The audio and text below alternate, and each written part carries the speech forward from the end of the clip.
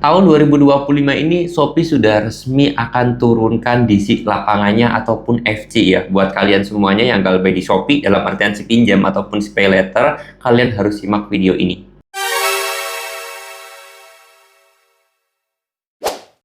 Assalamualaikum warahmatullahi wabarakatuh teman-teman semuanya. Pada kesempatan video kali ini saya ingin membahas tentang masalah Shopee ya, ataupun pinjol si pinjam ataupun si pay later yang kalian galbay di dua aplikasi ini. Tolong videonya jangan di stop dulu, jangan di skip dulu, tonton videonya sampai selesai karena ini ada pembahasan menarik tentang yang namanya DC lapangan dari Shopee ini dan juga proses hukum yang akan dilakukan oleh pihak Shopee, karena mengingat Shopee ini kan perusahaan besar gitu kan. Bisa saja Shopee itu melakukan yang namanya menarik satu nasabah atau dua nasabah atau 5 nasabah ke proses hukum untuk kedepannya ditakut-takutin kepada nasabah yang lain agar mereka itu pada bayar. Nah, proses hukum ini dalam artian perdata ya, bukan pidana, karena nggak mungkin juga karena kalau masalah pinjol itu ke perdata teman-teman semuanya. Berita ini sangat viral sekali dan saya sendiri dapat bocorannya juga. Oleh sebab itu saya pengen bahas masalah hal ini. Oke, masalah proses DC lapangan pinjol Shopee. Sampai detik ini belum ada ya. Pinjol Shopee itu belum ada DC lapangannya sampai detik ini. Kalau di Jabodetabek, coba kalian tulis di kolom komentar ya. Saya sendiri belum dapat datanya, tapi saya yakin masih sangat sedikit sekali di lapangan Shopee ataupun FC Shopee yang ada di Indonesia ini. Apalagi kalau di daerah kayak Semarang, Surabaya, saya yakin masih belum ada.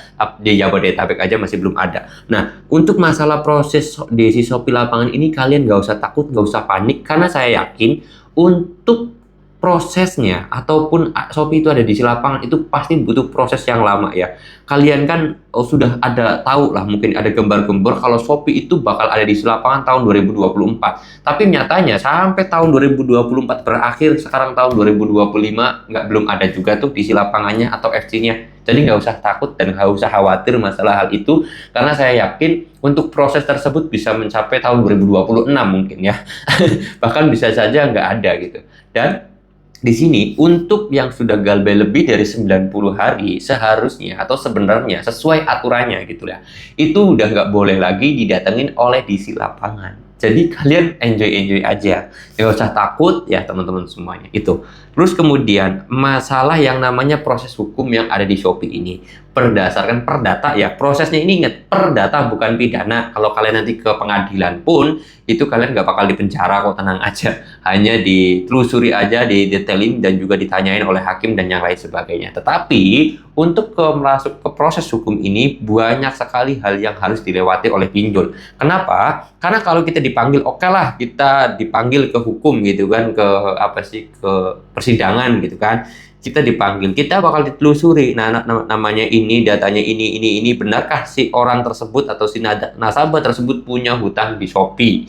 Nah, setelah benar dikonfirmasi, oke, benar nasabah ini punya utang sekian, udah tahu. Lalu kemudian saya yakin nanti di pengadilan pun si pinjol tersebut itu ditelusuri juga. Apakah ini benar pinjol yang resmi OJK? Apakah benar ini sudah ikutin aturan OJK, sesuai aturan OJK belum? Kalau belum, nanti pihak Shopee-nya yang malah diproses ke jalur hukum gitu loh, bukan ke nasabahnya.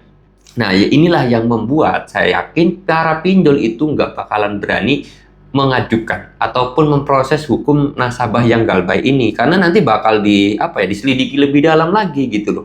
Kalau diselidiki lebih dalam lagi, ya banyak pinjol-pinjol di Indonesia ini yang punya bobrok, punya masalah, punya regulasi yang nggak tepat atau sering banget melanggar aturan OJK, itu udah pasti sangat banyak ya. Apalagi nanti kita netizennya siap menyerang kan. Siap menyerang, bantu screenshotin teman-teman semuanya, kirim ke aduan gitu kan, viralin ke medsos. Nanti malahan bisa aja nanti malah pinjol tersebut yang ditutup, bukan nasabahnya yang kena tapi si pinjolnya yang kena. Oleh sebab itu buat teman-teman semuanya yang galbay, yang sekiranya memang sekarang itu bener-bener tidak mampu, bener-bener udah maksimal usahanya tapi hasilnya masih nihil, udah kerja keras juga tapi kenyataan untuk kebutuhan keluarga aja masih kurang, tetap relax, tetap enjoy, jangan pernah melakukan gali lubang tutup lubang, karena ini yang paling berbahaya, karena ini yang bikin masalah kalian itu semakin besar ya. Itu udah enjoy aja, relax aja, santai aja ya, jangan takut akan hal-hal yang aneh-aneh ya. Viral di medsos, berseliaran di medsos, udah tetap tenang, tetap fokus. Kalian usaha aja, cari duit aja, kumpulin uangnya, bangun ekonominya. Udah, kuncinya di situ.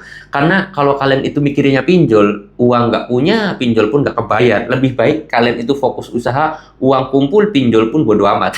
Jadi lebih enak. Akhirnya ekonomi kalian bisa membaik dan seterusnya kalian bisa terlepas dari yang namanya jeratan pinjol. Dan saya doakan buat teman-teman semuanya yang terjerat di pinjol ini mudah-mudahan bisa terlepas dari pinjol dan rezekinya semakin lancar, semakin berkah. Tapi saya juga pengen titip pesan kepada teman-teman semuanya, tolong buat teman-teman semuanya, ketika mau cari rezeki, jangan pernah lupakan kepada sang pemberi rezeki. Ya, karena kita percuma juga kan, kita sibuk cari rezeki, tapi kita lupa sama sang pemberi. Nah, itu repot juga nantinya. Oke, mudah-mudahan video ini bisa menjawab atas pertanyaan kalian dan keraguan kalian dan ketakutan kalian terhadap Kalbe Shopee. Ya, bisa dibantu oleh video ini. Saya menutup dulu video ini dengan kata Assalamualaikum warahmatullahi wabarakatuh.